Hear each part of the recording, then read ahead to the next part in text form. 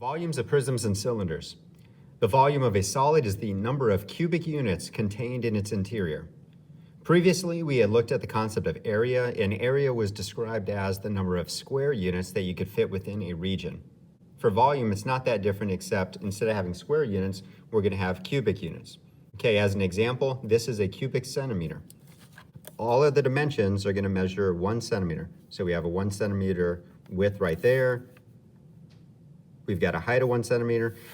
The depth is not going to be 1 centimeter because if you actually draw it as 1 centimeter, it doesn't quite look correct. The depth is going to appear a little bit shorter, but it would have a measurement of 1 centimeter. This is an example of a cubic inch. We have an inch by an inch by what would be an inch, except it wouldn't really look right if you drew it as a full inch. Okay, so that's an example of a cubic centimeter. This is an example of a cubic inch. When we talk about volume, we're thinking how many of these cubes can fit within that solid, okay? Or maybe how many of these cubes would fit within that solid. And you choose your units appropriate for whatever solid that you're looking at. So in addition to this, you can have units like cubic meters, cubic yards, and though it might not be as realistic to you, we can actually talk about like cubic miles, cubic kilometers. All right, what we're gonna do next is create a rectangular prism that has a volume of 36 cubic centimeters. That means that the rectangular prism should contain 36 of those little cubes. What I'm gonna do is start by taking measurements of the dimensions. The base length that we have here is 6 centimeters. The height is 3 centimeters. The depth, no matter what we measure it as, doesn't quite apply because when we draw the pictures in 3D, the depth of it is actually going to be shorter than the true measurement that we see there. So we have a number there, but we're not going to pay that much attention to it. Okay, now with the base length in the front, what I'm going to do is divide that up into 1 centimeter increments. Okay, and I'm going to do that on the bottom, also on the top.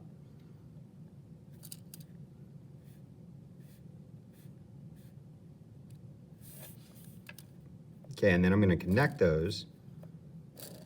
So this is going to give me 1 centimeter strips across the front. Okay, in addition to that, I'm going to break up the sides.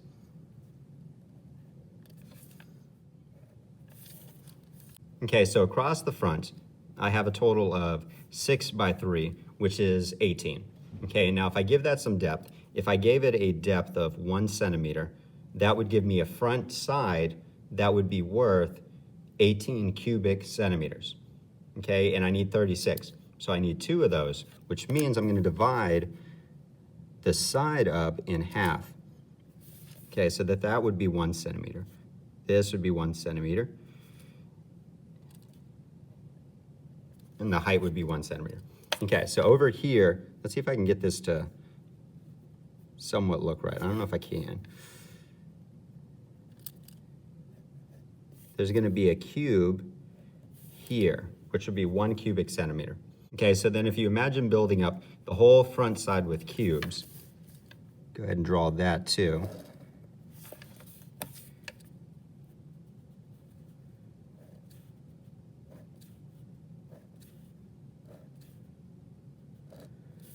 If you build up that whole front side with cubes, you're gonna get 18 in the front, then you're gonna get 18 behind it. So overall, I can account for 36 cubic centimeters in this solid. Okay, but now the real question is sort of think about with a rectangular prism, how do we get that? Like how can we process that information? Okay, now I did this sort of building from the front to the back. My description here is gonna build from the bottom up. Okay, think about your prism as a building. You can calculate the number of cubes in one level, that would be the bottom level, by multiplying the length by the width. Okay, so that would be the 6 by the 2. So we'd have 6 times 2, which gives us 12. You can then multiply this product by the number of levels that we have, which is going to be 3. And we would refer to the number of levels that we have as the height. Okay, so overall, for rectangular prism, to calculate the volume, it would be length times width times height. The volume formula for a rectangular prism works for all prisms and cylinders, but with the exception that the base that we have for a rectangular prism is a rectangle, and you can calculate the area of that very easily with just length times width. Okay, so what we're going to need to do is replace one part. Okay, we're going to replace the product of the length times width with what it really represents, which is the base area.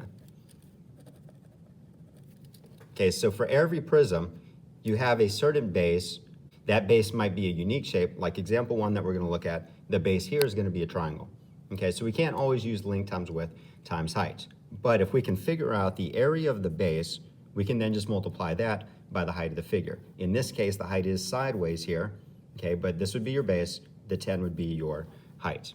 Generally speaking, what we're going to do is refer to the formula for the volume of a prism as capital B times H, where capital B refers to the area of the base.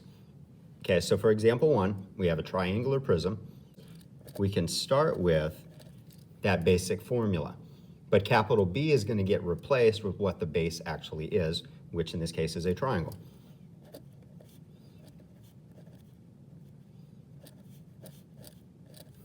Okay, now here's the confusing part, and try not to get confused with it. The H that we have here is actually the height of the triangle. The H that we have here is going to be the height of the prism. We don't really have a way to distinguish them. You just have to be aware that they are different numbers. Okay, so that one's going to be a 10. Okay, so let's go ahead and just set up a complete outline ready for all our values. That H is going to be this 10. Okay, and then that'll save some confusion. Okay, now this base and that height have to be based off of the triangle. The triangle that we have here is actually equilateral. It's 8 by 8 by 8.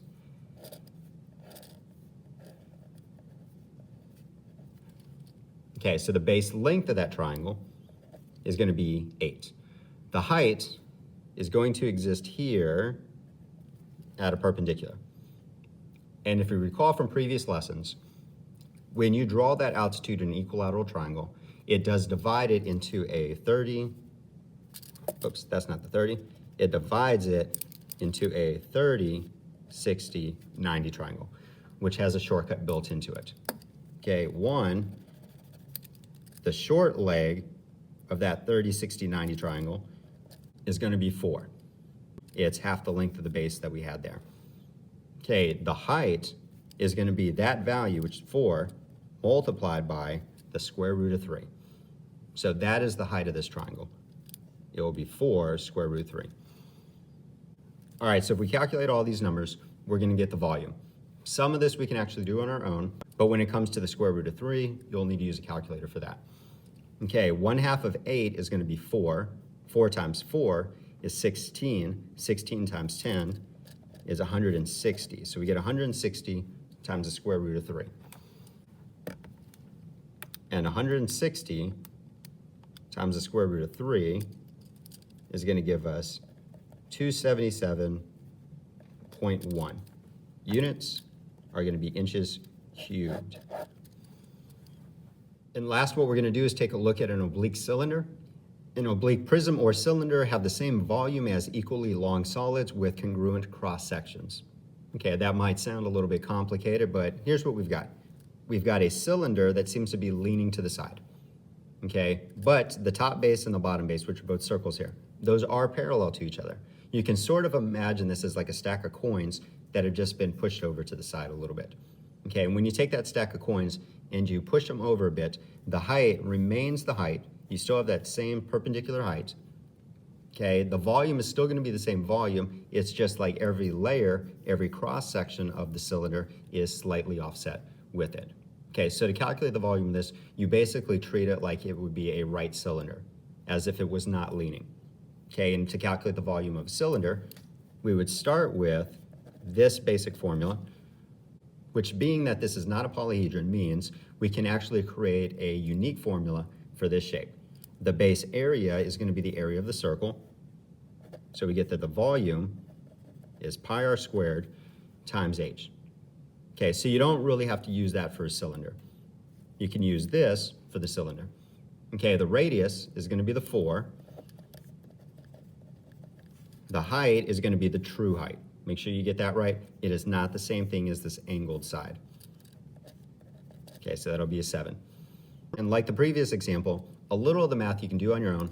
When it comes to the pi symbol, that part is going to need to go into the calculator. Okay, so 4 squared is going to be 16. 16 times 7 is 112. So we get 112 pi.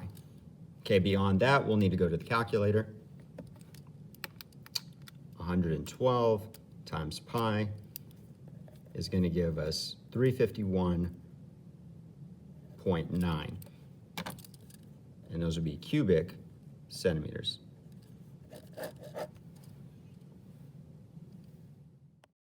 Wait, there was.